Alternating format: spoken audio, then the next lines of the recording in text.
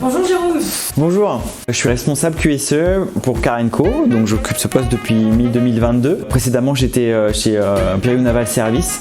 Après 15 ans d'expérience dans l'aéronautique, j'avais vraiment envie de changer. Par contre, j'adore le milieu industriel où on produit, où il y a plein de besoins en qualité, sécurité, environnement. C'est assez vivant, il y a une énergie que je trouve dans la production qui est dynamisante. Alors QSE, c'est qualité, sécurité, environnement. En gros, on accompagne l'entreprise pour l'améliorer dans ces 3 domaines.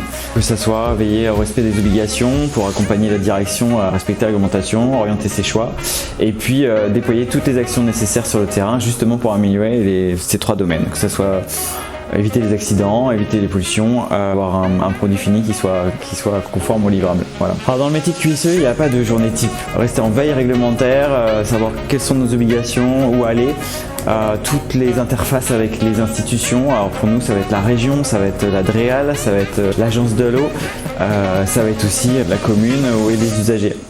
Toutes les actions sur le terrain justement pour améliorer que ce soit la sécurité ou l'environnement, les sensibilisations auprès du personnel, les usagers également, tout ce qui est détecter les problèmes et les résoudre, des écarts, mais aussi tout ce qui est accident, ça peut arriver hélas.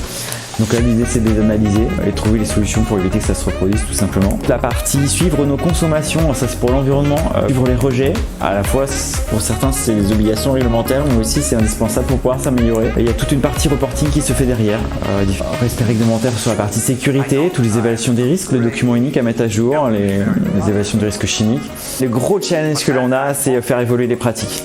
Aujourd'hui sur le port, ça fait 1 an et demi, 2 ans presque qu'on commence à enclencher une grosse démarche environnementale. Donc on a balayé dans notre cours, on a mis en place tous nos process pour s'améliorer, mais l'idée c'est d'emmener tout le monde, que ce soit les collaborateurs mais aussi les usagers.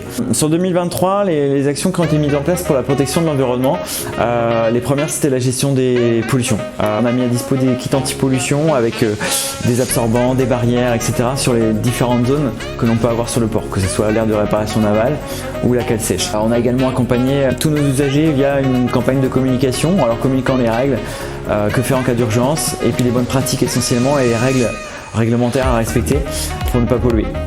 Alors effectivement aujourd'hui on s'est engagé dans une démarche environnementale, on souhaite emmener avec nous tous les usagers et les visiteurs, c'est un boulot quotidien.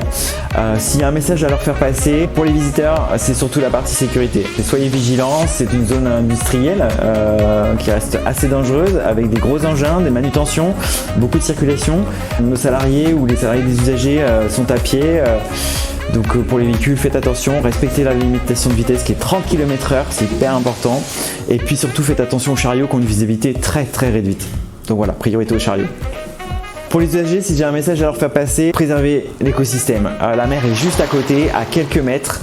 La moindre poussière, le moindre déchet qui s'envole, c'est la mer qui prend et on n'a pas de solution pour aller repêcher ces pollutions en mer.